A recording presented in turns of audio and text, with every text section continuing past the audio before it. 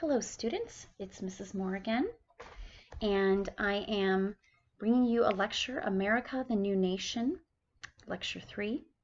And last time, which for me was just a few minutes ago, we were talking about Alexander Hamilton's vision to build a strong economy for the young United States and how he saw that what the country needed was strong centralized leadership and a means to have a strong funding, a strong monetary system. So let's continue to look at his plans, okay? So let's see. One of his proposals was the Bank of the United States. And there were three goals for the Bank of the United States. First, it would be a safe holding for government money. And also, if they needed to transfer money to other countries, it would come from this entity. Two, would give loans to the federal government. So, and if you think about that, that's kind of attractive to think about, right? Because if the government is bankrupt or mismanaging money or incurring a large debt, or if there's a time of emergency, war, our own strange pandemic we've been living through, this could be a solution, okay? And three, to manage the nation's money supply. So this is pretty important because you will see in your study of history through the next few years, there are times when a nation's money supply is managed so horribly that it makes a truly horrible situation with poverty. And it also can create a landscape where a real tyrant can come along, a wolf in sheep's clothing, pretending to save the day, but really not. And you know I'm thinking of Adolf Hitler. So, all right, going on. The bank would provide a national currency. Government bonds would back up the value of the currency. So there wouldn't be necessarily a gold standard yet, but the promise of the government would back up the value of the currency, and that is called fiat, F-I-A-T, a fiat standard. The idea that the strength of your government helps determine the strength of money, and we know it changes the strength of money daily. It's fascinating and confusing, and it's pretty interesting, really. Okay, so the national bank would be chartered by Congress. It would remain under government control. And now here's where I really turn on those ears, people. It would have private investors who would give 4/5 of the money, and they would name 25 directors. So imagine a bank, 25 directors. This is a government bank from the private sector. 4/5 of the money is from those investors. The government would supply that last fifth of money and then name 5 of their own directors. So we see that more of the power would be in the private sector there, right? Now, here's the thing. I want you to think if you see any problems, okay, with this. It seems like a way that private citizens could have of controlling the government that would not be healthy. Because we know that government institutions are only as good as the individuals who are in them and their character, right? And sometimes we get really lucky and have great leaders. And then sometimes, woo, we get some stinkers, don't we? And we know that. We know that. And we see that personally in our own lives too. We trust, and sometimes our trust is burned, and then sometimes it's fulfilled. Someone is a wonderful person. But this could be potentially problematic. Okay, to give private individuals that much power over the money in government. They might enrich themselves. They might attempt to pull strings in ways they shouldn't. They could create wars to enrich themselves. Who knows, right? All kinds of theories. So Madison is the one who's really going to oppose this. Now remember, Madison, he is the father of the Constitution. That's his baby. He wrote that. And he opposed this because he said, there is no constitutional basis for a national bank. And here's where the argument gets really interesting for someone who is into the law and kind of looking at the Constitution and seeing how it's written. Let's think about how it would be debated, okay? So, with the Constitution, in Article 1, Section 8, it says, Congress shall make all laws which shall be necessary and proper to carrying into execution foregoing power. Let's think about what this means. Okay, Article 1, Section 8. So, basically, the Constitution says Congress needs to give the government enough power to do what it needs to do. Woo, that's vague. That's vague. But that was Hamilton's argument, and he had Washington on his side. They both said, see, that's a constitutional basis. This is something we need. We need a national bank because how can we carry out our power if we're weak and impoverished as a nation? So it is constitutional, Madison, they said. Now remember what Washington and Hamilton lived through with the Revolution, with the Articles of Confederation. They saw how dangerous a weak, impoverished government was. So this is something that they believed was necessary. They believed it was necessary. And so the question is, well, does the Constitution need to say national bank for a national bank to be okay? Well, Washington and Hamilton went to Article 1, Section 8, and said that this gives us the right to have this institution because this is how we're going to have enough power, okay? Now, who else is going to fight against Hamilton and Washington? It's going to be Jefferson.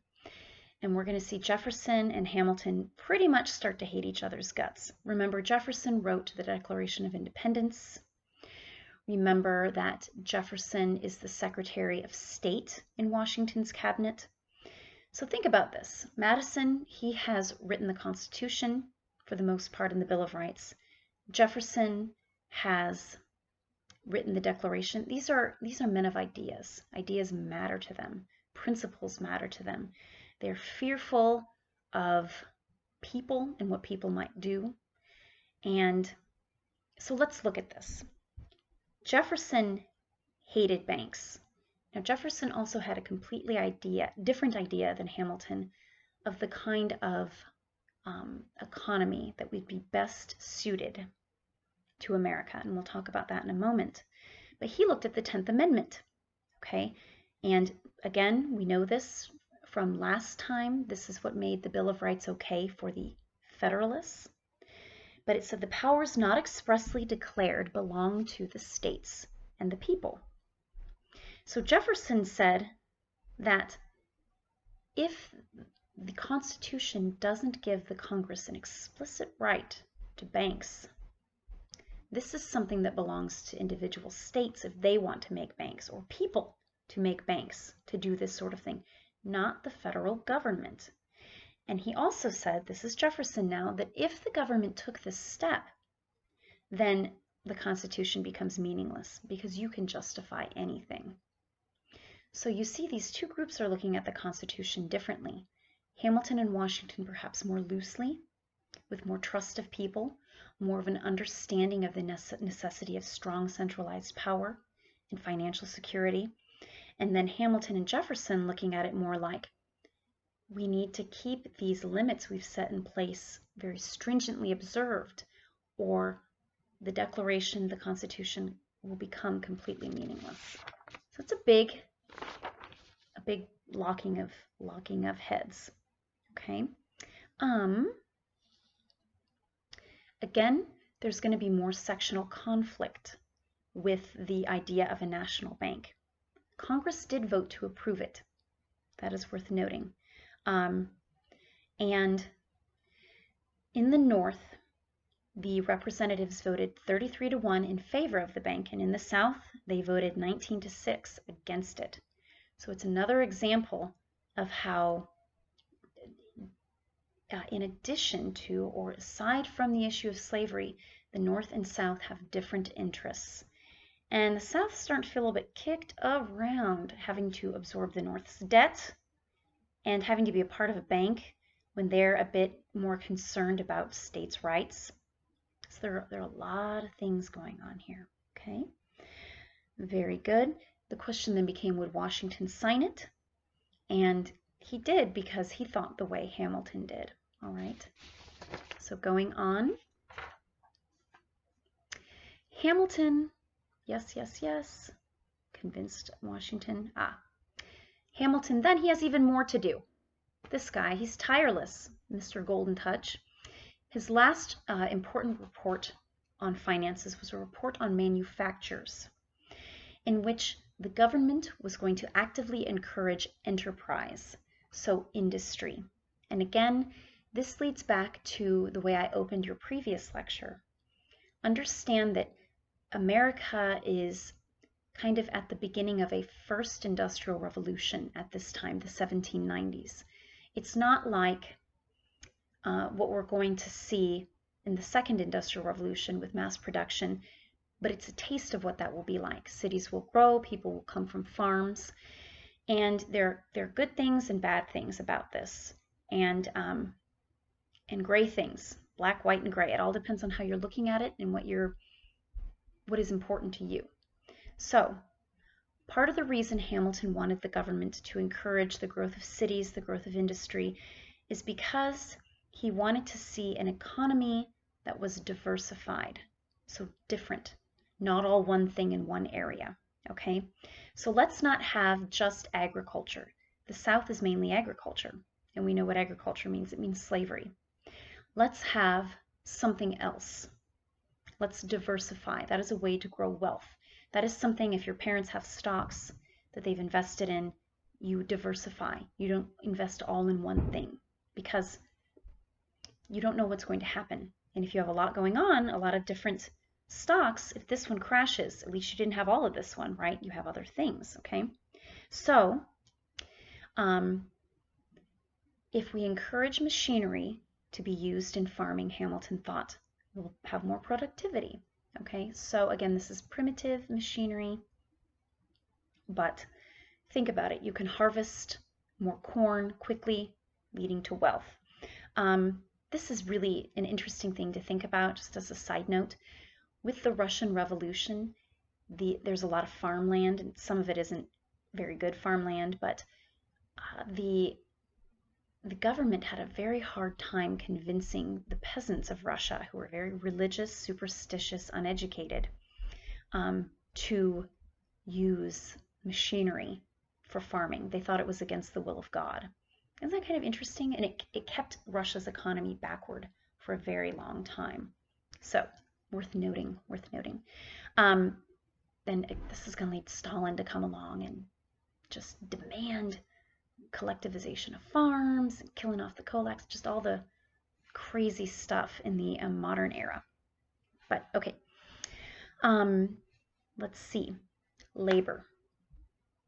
This is good and bad, okay? So, if we encourage cities and industry and move away from farms, Hamilton argued, well, now women can work, children can work, immigrants, poor immigrants coming to this country can find work. This is problematic. This is good on one hand, you might say, because people have more chances to make money, improve their lives. The bad part of that is something we'll see with the second industrial revolution even more. Should children be working in industry and ultimately factories 10 hours a day? Probably not. Is factory life the best for young women? We're going to see factory life is pretty immoral. And I'm talking about girls who aren't married getting pregnant at a very young age. Lots of things like that begin to happen. But what Hamilton saw was an opportunity for wealth. And we're going to see that Jefferson will be critical of this. So Hamilton saw ways to make wealth. This is what he was thinking about. Again, modeling on England. Now, let's see. Jefferson, his vision. Oh, sorry, I don't want to go to Jefferson just yet. Sorry, guys. So Hamilton encouraged more tariffs on foreign imports to make it more desirable to buy American products, again, enriching America. He thought the federal government should provide financial incentives to encourage capitalists to begin new businesses, to find new ways of technology, new inventions, things like that. Things that make our lives better, but maybe worse sometimes. There's always a fallout. Hamilton also thought the federal government should fund ways to transport products. So this is going to mean building roads. Canals are a big deal until, of course, railroads come along, but canals, building of canals. And basically, Hamilton's achievements are going to be the Revolutionary War debt goes away, the economy grows, foreign investment money comes into the economy. He made our system very capitalistic and powerful. So again, capitalism, people owning the means of their own wealth. And if you walk up and down a prosperous city street, like New York City, for example, when it's safe to do so, and you see all this evidence of wealth and business, that's all Alexander Hamilton and Adam Smith.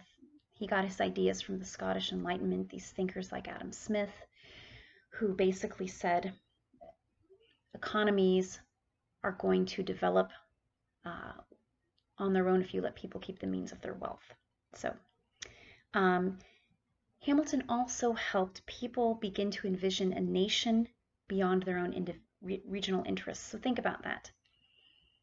It may have kind of made the South come kicking and screaming along with the nation, but the idea is that the nation itself is going to grow and be enriched, and don't necessarily think just about your state. And that's important. Again, the bad side, the agricultural South does not like Hamilton's ideas. And now let's talk about Jefferson's vision. Okay. So Jefferson and Madison, it's worth understanding, they begin to oppose Hamilton. Hamilton and the people who think the way he does, they become known as Federalists.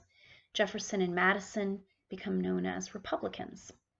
And to call themselves Republicans is kind of to thumb their noses or stick their tongues out at Hamilton and those guys a bit. Because if you're a Republic, the opposite is a tyrant, having a king. So we're the Republicans. Those guys are the wannabe monarchs. You see what I mean? And their values were, they worried mostly about individual freedom, states' rights. They don't like the idea of a national bank.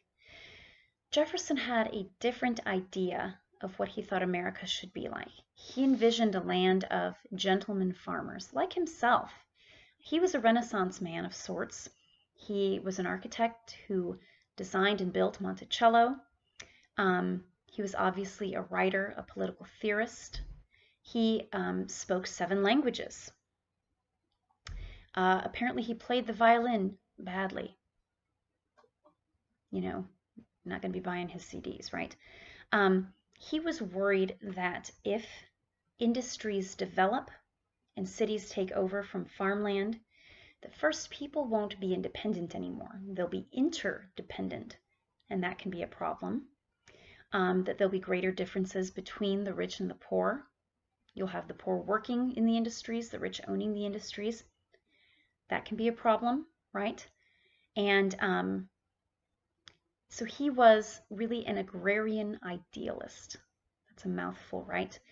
But he thought the life of farming was the best, purest life for people. And he was a man of ideas as well. These are really in conflict. He liked the French way of doing things. Imagine an English garden and you know what? I'm not gonna go into that example. I'm sorry. It's just too stupid. So basically, Hamilton feared anarchy and loved stability, and Jefferson feared tyranny and loved liberty. So we need to think about what that might mean, for America. These are conflicting visions, and we might say that Hamilton won out, but maybe something important that Jefferson valued was lost at the same time. something to think about. So I have given you 20 minutes of lecture there. Seems good to me. Whew. All right, gang. I will talk to you. See you soon. Have a good week. Adios.